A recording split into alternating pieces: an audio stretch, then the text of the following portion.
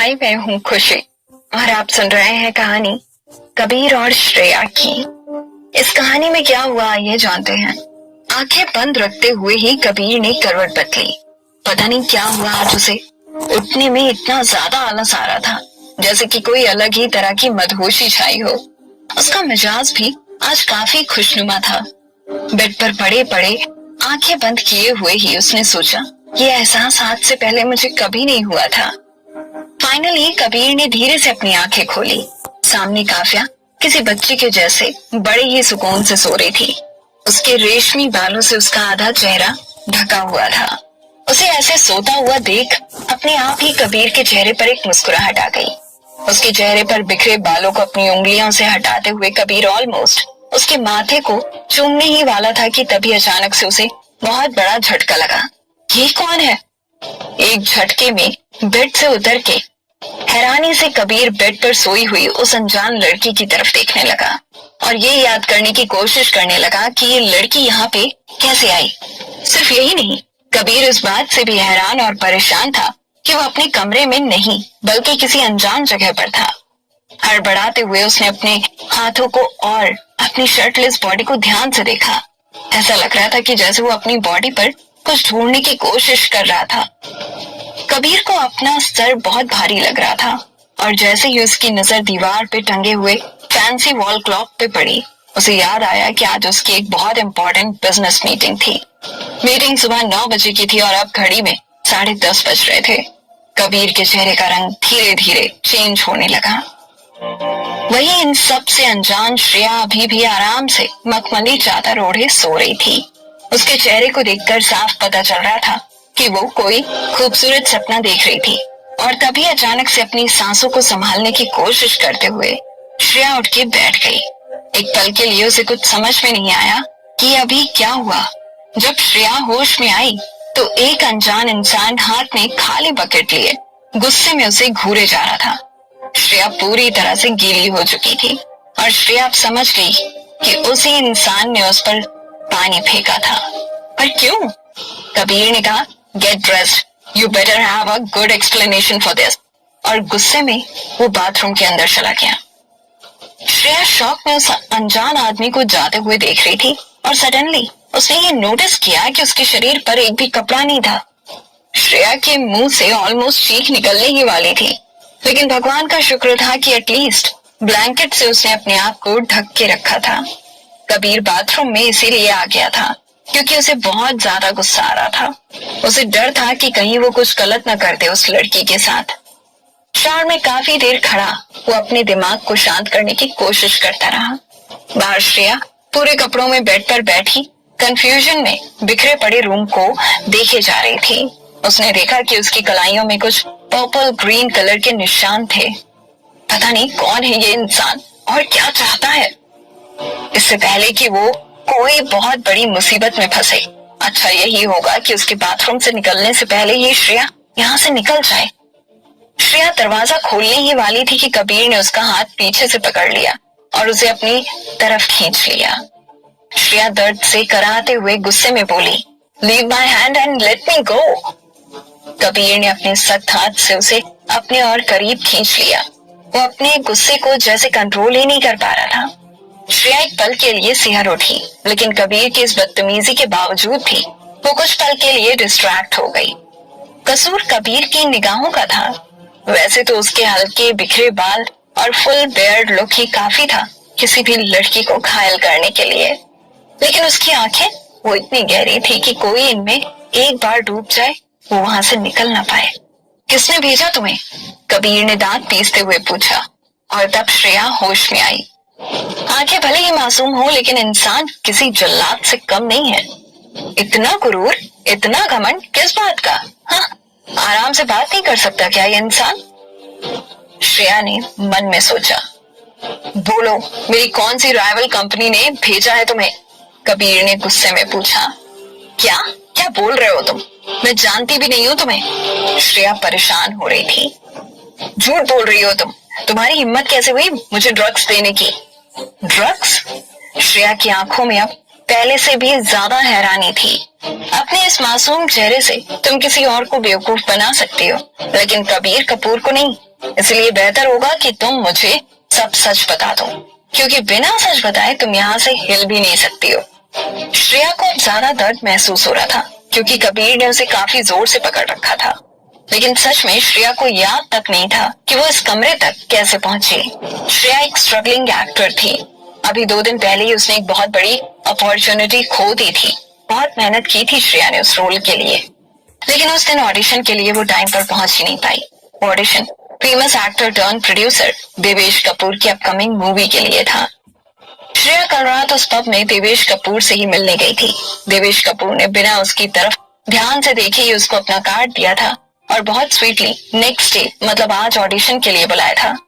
असल में नशे में देवेश कपूर ने श्रेया को अपना क्रेडिट कार्ड दिया था। जैसे ही श्रेया ने ये रियलाइज किया, वो कार्ड वापस करने चली गई। उस वक्त देवेश कपूर किसी को बता रहा था, पता नहीं कहाँ से लोग आ जाते हैं एक्टर बनने, न शक्ल न पर्सनालिटी, बस हमें एक्टर बना दो। दूर शक्ल नहीं तो कम से कम अकल ही यूज कर लो, ढंग के कपड़े ही पहन लो, कम से कम लोगों की नजर में आने के काबिल तो बनो। ये सुनकर श्रेया वहीं पर जम गई थी। न चाहते हुए भी उसकी आंखों में आंसू आ गए थे। बहुत मुश्किल से अपने आंसुओं को रोककर जबरदस्ती स्माइल करने की कोशिश करते हुए वो देवेश के पास चली गई और बोली, सर आपने गलती से अपना। लेकिन देवेश ने उसे अपनी बात कंप्लीट करने का मौका ही नहीं दिया और उस पर चिल्ला दिया, तुम स्ट्रगलर्स को बिल्कुल भी पेशेंस नहीं है ना? जब बोला है कि तुम्हारा कल सुबह ऑडिशन हो जाएगा तो हो जाएगा। एक पल के लिए पूरा पब शांत हो गया। सब श्रेया को ही देख रहे थे और श्रेया शर्म के मारे वहीं सिर झुकाए खड़ी रह गई। लेकिन देवेश कपूर चुप होने का नाम ही नहीं ले रहा था। जिल्लत और आंसुओं के साथ उसका कार्ड रख के श्रेया चुपचाप वहां से चली गई। पब के बैकयार्ड में अपनी किस्मत को कोस कोस के श्रेया रोए जा रही थी कि तभी किसी ने उसकी तरफ एक टिश्यू बॉक्स आगे किया। श्रेया ने बिना उस आदमी की तरफ देखे टिश्यू ले लिया। वो इतनी ज्यादा एम्बैरस हो चुकी थी कि किसी से नजरें मिलाने की हिम्मत नहीं कर पा रही थी। Can I buy you a drink? Shreya ने उस आदमी की तरफ देखा। जैसे ही श्रेया को वो चेहरा याद आया, उसने जोर से कबीर के हाथों से अपना हाथ छुड़ाया और उसके कॉलर को पकड़ के उसे झंझोड़ते हुए पूछा, क्या मिलाया था तुमने मेरी ड्रिंक में? वो तुम ही थे ना? तुमने ही मुझे ड्रिंक ऑफर की थी। कबीर को याद आया, yes this is the same girl. उसके भाई देवेश कपूर ने कल इस लड़की को रुला दिया था। कबीर को बहुत बुरा लगा था जिस तरह से देवेश ने इस लड़की को बेइज्जत किया था, इसीलिए उसे ड्रिंक ऑफर की थी। कबीर को यह याद आया कि दोनों ड्रिंक कर रहे थे, पर उसके बाद क्या हुआ उसे याद नहीं आ रहा था। शायद गुस्से और फ्रस्ट्रेशन में वो क्लियरली कुछ सोच नहीं पा रहा था। तभी दरवाजे पे किसी ने नॉक किया। कबीर और श्रेया दोनों ने एक दूसरे को देखा और इससे पहले कि कबीर कुछ बोल पाता, श्रेया एकदम से दरवाजा खोलने के लिए भागी और एकदम से दरवाजा खोलते हुए कहा, प्लीज हेल्प मी, इस आदमी ने मुझे किडनैप किया है, ये आदमी पागल है, please please help me. Shreya की बातें सुन के कबीर को और भी गुस्सा आने लगा, लेकिन जैसे ही वो आगे आया वो शॉक्ड रह गया। दरवाजे पे स्टाइलिश सोफिस्टिकेटेड औरत खड़ी थी। मॉम? कबीर के मुंह से अपने आप निकल गया और श्रेया वहीं पर जम गई। अब उसे नहीं पता था कि उसे क्या करना चाहिए। कबीर की माँ कमरे के अंदर आई और सदमे में बिखरे हुए बेड और पूरे कमरे को देखने लगी। रूम की हालत देख के किसी को भी समझ आ जाएगा कि कल रात इस कमरे में क्या हुआ था। कबीर शर्म के मारे अपनी माँ की तरफ देख भी नहीं पा रहा था। वो जानता था कि उसकी माँ उसे लेके कितना प्राउड फील करती थी। ये सब देखकर तो उनका दिल ही टूट गया था। कबीर ने बिना नजरें मिलाए ही कहा, mom I can explain everything. आप जैसा समझ रही हैं वैसा कुछ भी नहीं है। आप प्लीज अभी यहाँ से जाइए, मैं थोड़ी देर में घर आकर आपको सब समझाता हूँ। कविता कपूर के चेहरे पर कोई एक्सप्रेशन नहीं था। शायद शर्म और गुस्से में वो भूल गई थी कि उन्हें कैसे रिएक्ट करना चाहिए। धीमी आवाज में उन्होंने बाहर खड़े कबीर के मैनेजर रजत को बुलाया और कहा, इस लड़की को उसके घर छोड़ के आओ। मॉम आप प्लीज इन सब में मत पड़िए, I will explain everything. Kabir को अपनी बात पूरी करने का मौका ना देते हुए कविता ने रजत से फिर से कहा, तुमने सुना नहीं मैंने क्या कहा? इट्स ओके, उसकी कोई जरूरत नहीं है, मैं खुद चली जाऊंगी। श्रेया ने कहा, नहीं अब से तुम मेरी जिम्मेदारी हो, मुझे थोड़ा वक्त दो, आई प्रॉमिस यू तुम्हारे साथ मैं कुछ गलत नहीं होने दूंगी। श्रेया कुछ बोलने ही वाली थी पर मिसेस कविता ने उसे भी कुछ बोलने का मौका नहीं दिया और रजत उसे वहां से लेकर चला गया। मॉम, आपको पता नहीं है इस घटिया लड़की ने मेरे साथ क्या किया है। आप प्लीज इस मामले से दूर रहिए, आपको नहीं पता कुछ भी, कबीर ने गुस्से में कहा। शादी कर लो इस लड़की से कबीर, मिसेस कविता ने सीरियस होकर कहा। कबीर जानता था कि उसकी माँ यही कहेंगी। आपको अच्छे से पता है मॉम कि ऐसा कुछ भी नहीं होने वाला है, लेकिन मैं हैरान इस बात से हूँ कि आप अपने बेटे को नहीं, एक अनजान लड़की को सपोर्ट कर रही हैं, जिसका नाम ठिकाना कुछ भी पता नहीं है। उसका नाम श्रेया है, 21 साल की है। वो सिंघानिया ग्रुप के सीईओ मिस्टर उदय सिंघानिया की नाजायज बेटी है। उसकी 2 बड़ी बहन और एक छोटा भाई है। उसकी माँ उसके बचपन में ही गुजर गई थी और उसके बाप को उसके होने या ना होने से कुछ ज्यादा फर्क नहीं पड़ता है। वो रहती तो सिंघानिया हाउस में ही है, लेकिन वहां के नौकरों से भी ज्यादा बदतर हाल में है। मिसेस कविता ने हल्की सी सांस ली और फिर कबीर से पूछा, और कुछ जानना है तुम्हें श्रेया के बारे में? मॉम, आपको पता है मैं उस लड़की से शादी नहीं करने वाला हूँ, और क्यों नहीं करूंगा आपको ये भी पता है। हाँ बिल्कुल पता है मुझे, काव्या की वजह से। हमेशा की तरह मैं तुम्हें आज भी बता रही हूँ, वो लड़की तुम्हारे लिए सही नहीं है बेटा, और ये तो तुम्हें भी पता है कि तुम्हारे और काव्या के बीच में कुछ नहीं हो सकता है। इतने सालों से तुम दोनों साथ में हो, लेकिन तुम उसे छू भी नहीं पाते हो। मॉम, दैट्स एनफ, कबीर ने उनकी बात बीच में काटते हुए कहा। लेकिन इस वक्त मिसेस कविता की आंखों में एक अलग ही चमक थी। वो गुस्से में बोली, no Kabir, that's not enough. क्या तुम्हें कुछ दिख नहीं रहा है? ये लड़की तुम्हारी बीमारी का इलाज है। मॉम, फॉर गॉड सेक, उस लड़की ने मेरी ड्रिंक में ड्रग्स मिलाया था, और ये कोई मामूली ड्रग्स नहीं था, कुछ बहुत ही स्ट्रॉन्ग था। मेरा सिर अभी भी भारी है बहुत, कबीर ने कहा। मिसेस कविता ने उसकी तरफ देखा और बोला, तुम्हें क्या लगता है बेटा, मैंने तुम पर कभी कोई ड्रग्स ट्राई नहीं किया था? पर कभी किसी ड्रग ने तुम पर कोई असर नहीं किया, हर बार मायूसी ही हाथ लगी। लेकिन आपका मुझे ड्रग्स देना और उसके ड्रग्स देने में बहुत फर्क है मॉम। आप चाहती हैं कि मैं जल्द से जल्द इस बीमारी से छुटकारा पा लूं, लेकिन उस चालबाज लड़की की वजह से मैंने अपनी करोड़ों की डील गवा दी। उसने तुम्हें ड्रग्स नहीं दिया था कबीर, कविता ने कॉन्फिडेंटली कहा। आप इतना श्योर होकर कैसे कह सकती हैं मॉम? क्योंकि वो ड्रग्स मैंने दिया था तुम दोनों को। और ये कहते वक्त मिसेस कविता के चेहरे पर कोई अफसोस या पछतावा नहीं था। हाय, मैं हूँ खुशी और आप सुन रहे हैं कहानी श्रेया और कबीर की। इस कहानी में क्या हुआ ये जानते हैं। कबीर हैरान था कि ये उसकी मॉम क्या कह रही थी। बात दरअसल ये थी कि वो पब एंड होटल कपूर खानदान का था, और उस शाम जब कविता वहां इंस्पेक्शन के लिए आई तो उन्होंने कुछ ऐसा देखा जो कबीर के लिए उनके उम्मीद को जगाने के लिए काफी था। बैकयार्ड में कबीर और श्रेया किसी बात पर बहुत हंस रहे थे। उनको याद नहीं आ रहा था कि आखिरी बार कब उन्होंने कबीर को ऐसे खुलकर हंसते हुए देखा था। मॉम, आपने? कबीर को जैसे अभी यकीन नहीं हो रहा था। कांपती हुई आवाज में कबीर ने पूछा। हाँ मैंने, अपने ख्यालों से बाहर निकलकर कविता ने जवाब दिया। आई नो मैंने बहुत गलत किया, खासकर उस लड़की के साथ, पर सच बोलूं तो अब मुझे इस बात का कोई अफसोस नहीं है। कविता कपूर की आंखों में नमी थी, लेकिन अपने बेटी की जिंदगी में आने वाली खुशियों के सपनों से उनकी आंखें चमक रही थी। कबीर भी अब एक नॉर्मल लाइफ जी पाएगा, उसकी भी फैमिली होगी, बच्चे होंगे। फाइनली अब उसे उसके हक की, उसके हिस्से की वो सारी खुशियां मिलेंगी। कबीर ने गुस्से में अपनी हथेलियों को मुट्ठी में बांध लिया। उसे समझ में नहीं आ रहा था कि किस वक्त वो कैसे रिएक्ट करे। वो कैसे बोले अपनी माँ को कि उन्होंने कितना गलत किया, सिर्फ उस लड़की के साथ ही नहीं बल्कि अपने खुद के बेटे के साथ भी। श्रेया की बात मानते हुए रजत ने एक गाड़ी वहीं पर रोकी जहां पर श्रेया ने उसे रोकने के लिए बोला। श्रेया बिना कुछ बोले अपने ख्यालों में डूबी गाड़ी से उतर गई। रजत पीछे से उसे देख के ये सोचने लगा कि आखिर उसके बॉस को इस लड़की में ऐसा क्या दिखा। न चलने का ढंग, न पहनने का। कबीर को हमेशा से ही प्राइम, प्रॉपर एंड सोफिस्टिकेटेड लड़कियां पसंद थी।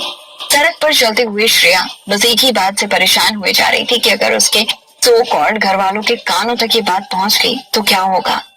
अपने हाथों की निशानियों को देखते हुए वो गुस्से में उस इंसान को कोस रही थी जिसने भी उसकी ड्रिंक में ड्रग्स मिलाया होगा। कबीर के साथ वो बैकयार्ड की सीढ़ियों पर बैठकर ही बियर पी रही थी। यहाँ तक उसे याद है, फिर उसके बाद क्या हुआ उसे कुछ भी याद नहीं आ रहा था। हाँ, लेकिन उसे ये याद था कि किस तरह से देवेश कपूर ने उसको सबके सामने बेइज्जत किया था। एक और चीज उसे बहुत अच्छे से याद थी कि किस लिए कल वो देवेश कपूर से मिलने गई थी। उसके कानों में फिर से अपनी सौतेली माँ की बातें गूंजने लगी। श्रेया, लुक एट योरसेल्फ, अभी भी तुमको एक्ट्रेस बनना है? बस यही होगा कि तुम ये एक्टिंग का भूत अपने दिमाग से निकाल दो और शादी कर लो। कुछ रिश्ते हैं मेरी नजर में। I know I am your step mom, but मैंने कभी तुमको स्टेप डॉटर नहीं समझा। यू नो ना बच्चा। चलते चलते श्रेया अपनी सौतेली माँ की बातों को याद करके रुक गई। उसके चेहरे पर एक सरकास्टिक स्माइल थी। तुम्हारे फ्यूचर के बारे में सोचकर ही ये बोल रही हूँ। तुम्हारी सबसे बड़ी बहन अब टीवी इंडस्ट्री की एक टॉप स्टार है, दूसरी बहन अभी फेमस सिंगर है। सोशल मीडिया प्लेटफॉर्म्स में उसके कितने मिलियंस फॉलोअर्स हैं तुम्हें पता तो है। बट बच्चा, what are you doing? Still struggling. ऐसे मौकों पर श्रेया कुछ नहीं बोल पाती थी, बस चुपचाप सुनती रहती थी और दिव्या उसे मीठी जुबान से कड़वी बातें सुनाती थी। You know, mothers never lie. तो दिल पर पत्थर रख के सच बोल रही हूँ। You don't have any future darling. ये सब याद करते करते कब श्रेया नवी के ऑफिस पहुंच गई उसे पता ही नहीं चला। इस हालत में वैसे भी वो घर नहीं जा सकती थी। देवेश कपूर की फिल्म के ऑडिशन के लिए उसके कास्टिंग डायरेक्टर नवी ने बहुत मेहनत की थी। नवी श्योर थी कि ये पार्ट श्रेया को ही मिलेगा, लेकिन उसकी सौतेली माँ ने ऐसे गेम्स खेले कि वो ऑडिशन के लिए पहुंच ही नहीं पाई। ये कोई नई बात नहीं थी, हमेशा की कहानी थी। उनके गेम्स, उनकी प्लानिंग्स और प्लॉटिंग से छुटकारा पाने के लिए वो चाहे कितना भी कोशिश कर ले, किस्मत हमेशा घुमा फिरा के उसे वापस वहीं पर लाकर खड़ा कर देती थी। उसके साथ हमेशा अच्छा होते होते रह जाता था और हादसा ना होते होते हो जाता था। क्या एक सुकून भरी जिंदगी जीना इतना मुश्किल होता है? श्रेया जल्दी से ऑफिस के अंदर गई। उसे देखते ही नवी ने गुस्से से टॉन्ट मारा। ओह, तो फाइनली मैडम को टाइम मिल गया यहाँ पर आने के लिए। Sorry Navi the, I know मुझे माफी मांगने का भी हक नहीं है, श्रेया ने कान पकड़ते हुए मासूमियत से कहा। नवी उसे सिर से लेकर पांव तक ध्यान से देख रही थी। उसके गंदे कपड़े, बिखरे हुए आधे गीले बाल, आंखों का फैला हुआ काजल और तो और नवी ने एक ही नजर में उसकी गर्दन का लव बाइट भी देख ही लिया था। श्रेया की ड्रेस को पकड़कर अपनी तरफ खींचते हुए नवी ने स्ट्रिक्टली कहा, आई डोंट केयर तुम्हारी पर्सनल लाइफ में क्या चल रहा है। थोड़ी देर में एक प्रोड्यूसर आ रहा है एक साउथ इंडियन फिल्म के ऑडिशन के लिए, और अगर वाकई तुम सीरियस हो अपने करियर को लेकर तो अभी के अभी बाथरूम जाओ और अपना हुलिया ठीक करके आओ। नवी स्ट्रिक्ट थी, कड़वा बोलती थी, लेकिन उसे छोटी बहन की तरह प्यार भी करती थी। उसी ने उसे दूसरे कपड़े दिए चेंज करने के लिए। श्रेया कपड़े लेकर बाथरूम के अंदर चली गई। श्रेया ने अपने आप को आईने में देखा और अपनी गर्दन के निशान को देखकर वो चौंक गई। ये सब देखने के बाद तो किसी का भी शक दूर हो जाए कि कल रात को क्या हुआ असल में। श्रेया शर्म और गुस्से से लाल हो गई। उसने मन ही मन कहा, इंसान था कि परिंदा, कहीं मुंह दिखाने लायक नहीं छोड़ा उस आदमी ने। कबीर की माँ ने भी जरूर ये निशान देखे होंगे और उस असिस्टेंट ने भी। घर में उसे अब और भी केयरफुल होना पड़ेगा। तभी सडनली उसका फोन रिंग हुआ। स्क्रीन पर नंबर और नाम देखकर वो थोड़ी सी हैरान हो गई। हेलो, कल रात भर कहाँ थी तुम? उदय सिंघानिया ने काफी गुस्से से पूछा। उदय सिंघानिया कभी भी श्रेया को कॉल नहीं करते थे जब तक बात बहुत बड़ी या जरूरी ना हो। श्रेया के लिए पिता होने का कोई भी फर्ज शायद ही उन्होंने कभी ढंग से निभाया हो। बस लोगों को बोलने के लिए श्रेया के पास एक पिता और रहने के लिए सिर पर एक छत थी। श्रेया ने कुछ देर सोचा और फिर जवाब दिया, शूट कर रही थी मैं कल रात को। वो एक नया श्रेया को अपनी बात को कंप्लीट करने का मौका नहीं देते हुए उदय ने फटकारते हुए बोला, आई डोंट केयर तुम क्या कर रही थी, कहाँ बिजी थी, तुम्हारी हिम्मत कैसे हुई पूरी रात बाहर रहने की? आखिर इस घर को और घर वालों को तुमने समझ क्या रखा है? श्रेया बस चुपचाप अपने पिता की कड़वी बातें सुने जा रही थी, जैसे उसे कोई फर्क ही नहीं पड़ रहा था। इतने सालों में डांट खाने की इतनी आदी हो चुकी थी कि बिना माइंड करे फोन का स्पीकर ऑन करके वो अपने बिखरे हुए उलझे बालों को कॉम्ब कर रही थी। तुम्हारी बहन रिया के ससुराल वाले आने वाले हैं सगाई की बात करने के लिए। अगर नेक्स्ट 15 मिनट्स में मुझे तुम घर में नहीं दिखी तो इस घर तक आने वाला हर रास्ता तुम भूल जाना। श्रेया का हाथ रुक गया पर उदय नहीं रुका। और साथ में ये भी भूल जाना कि तुम्हारी माँ ने कुछ आखिरी निशानी तुम्हारे लिए छोड़ी थी। वो सब समंदर में मैं खुद फेंक कर आ जाऊंगा। और उन्होंने बिना श्रेया का जवाब सुने फोन डिस्कनेक्ट कर दिया। उधर श्रेया के घर पर दिव्या ने उदय से उत्सुकता से पूछा, क्या बोला उसने? क्या वो आ रही है अभी? हाँ, वो आ रही है, उदय ने धीमी आवाज में बोला। दिव्या बड़े प्यार से उदय के सिर पर मालिश कर रही थी। ऐसा वो तभी करती थी जब उसे उदय से कुछ काम निकलवाना होता था। आप उसे मना पाओगे ना शादी के लिए? क्योंकि अगर उसने हाँ नहीं की तो फिर मेरी रिया की शादी नहीं हो पाएगी। दिव्या को बहुत बड़ा झटका लगा था जब मिसेस चोपड़ा एकदम से अपने दूसरे बेटे के लिए अदिति का हाथ मांग रही थी। अदिति एक बहुत ही टैलेंटेड लड़की थी, खूबसूरत थी, इंटेलिजेंट थी। वो जानबूझकर उस मंद बुद्धि से अपनी बेटी की शादी कैसे होने दे सकती थी? मिसेस चोपड़ा को बहुत अच्छे से जानती थी दिव्या। अगर एक बेटे का रिश्ता ठुकरा दिया तो दूसरे बेटे का रिश्ता वो कभी होने नहीं देगी।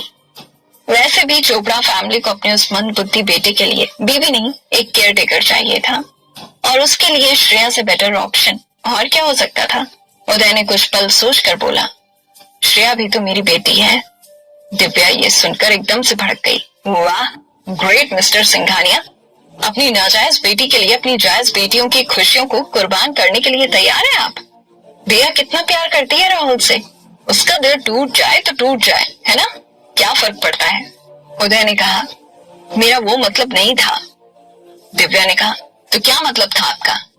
ये मेरे साथ किए गए धोखे का नतीजा है, और ये जानते हुए भी मैंने उसे सिंघानिया हाउस में रहने दिया। सिर्फ वो नहीं, उस बिन माँ की बच्ची को अपनी बेटी की तरह पाल पोस कर बड़ा किया, और बदले में क्या चाह रही हूँ मैं? अपनी खुद की बेटियों की थोड़ी सी खुशी ना। क्या तुम उसे मेरी थोड़ी सी मदद भी नहीं करने दोगे? Okay okay. जैसे ही उदय ने देखा कि अतीत को लेकर दिव्या के ताने लगातार बढ़ रहे थे, तुरंत उन्होंने श्रेया के रिश्ते के लिए हाँ कह दिया। हाँ बोलने के अलावा उनके पास और कोई ऑप्शन भी तो नहीं था। दिव्या किसी भी हाल में चोपड़ा परिवार को नाराज नहीं करना चाहती थी।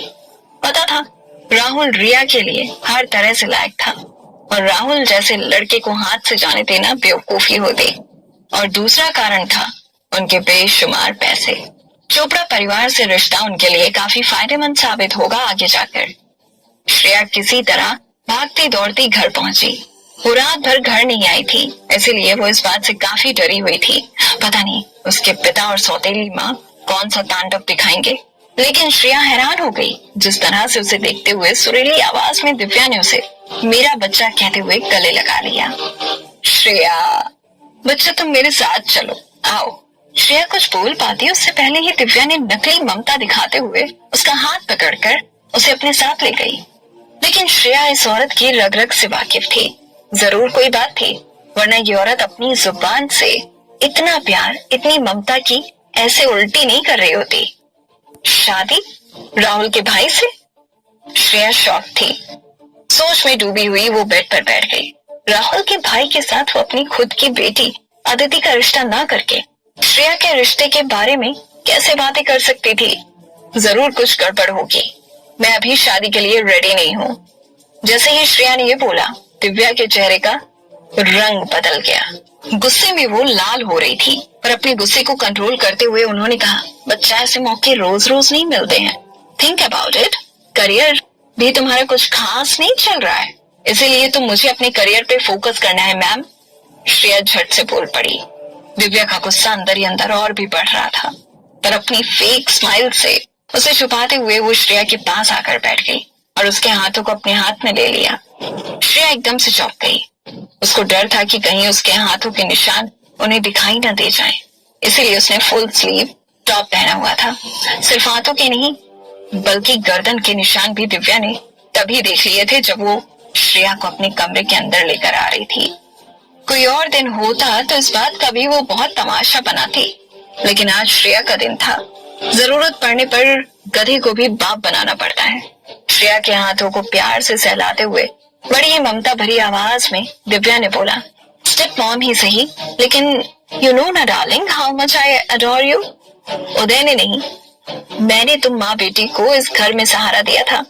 उदय और तुम्हारी माँ की गलतियों की सजा मैं तुम्हें तो नहीं दे सकती थी।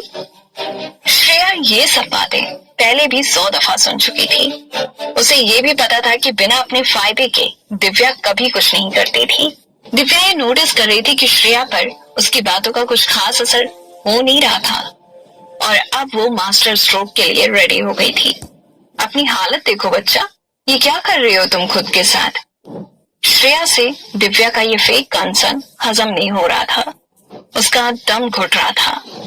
ये सब अगर शादी के बाद किसी लड़की को मिले तो उसे प्यार कहते हैं, और अगर यही प्यार शादी से पहले किसी लड़की को मिले तो उसे दाग कहते हैं। उसकी गर्दन के निशानियों को उंगली से टच करते हुए दिव्या ने कहा। श्रेया की जैसे एकदम से सांसें अटक गईं। उसका चेहरा पीला पड़ गया, क्योंकि उदय को अगर ये बात पता चली तो उसका अंजाम क्या होगा ये उसे अच्छे से पता था। मानना पड़ेगा इस औरत की नजरों को। श्रेया ने कॉलर वाला फुल स्लीव टॉप पहना हुआ था, फिर भी उन्होंने देख लिया। श्रेया के चेहरे का उड़ता हुआ रंग देख के दिव्या समझ गई कि अब उसके हाथ सही नब्ज लगी है।